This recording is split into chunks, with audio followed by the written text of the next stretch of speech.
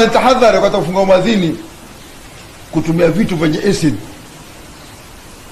masoda zile tumia baada yake.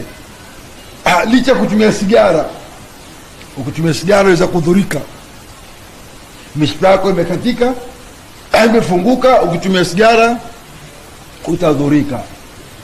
Tumia vitu ambavyo kwamba ni tamu, sababu tamu hutambaa katika mwili haraka ikaathiri. Tumia tende, ukosa tende tumia maji, kosa maji tumia vitu vya tamu, tena ukosa abudi utatumia vitu vya kaida katika kufungua madhini. Usia haraka umekwenda kuvuta sigara, umekwenda kula miraa, wafungua madhini. Afadhali ufanye kama Abdallah bin Omar.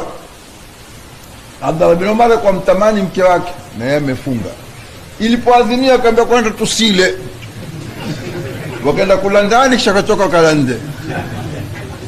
Haidhuru. Na kwanza ule adhani ya magharibi ipe nafasi kidogo, watu wapate kula tende, kula nini, sio pale kumeadhiniwa kukimiwe, wengine utafuna ndani ya swala. Tumeona watu kadha kadha, na ukitaka angalia hata sasa msikitini, sio tote kwa jua, utaona mtu ndani ya swala ukali kutafuna, utafuna takayepatikana dakika fulani. Kama kule Maka Madina hupewa dakika 10 watu wakafuturu, mwenye kusukutua akasukutua, ukaswaliwa.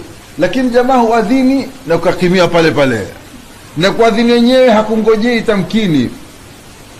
12 sasa waadhinia, kwa bwana jua limekwisha kuzama. Jua limefika mahala pa kuzama, jua haliendi ila daraja moja dakika 4. Pale jua likifika pale, acha dakika 4 basi lishuke ile jua.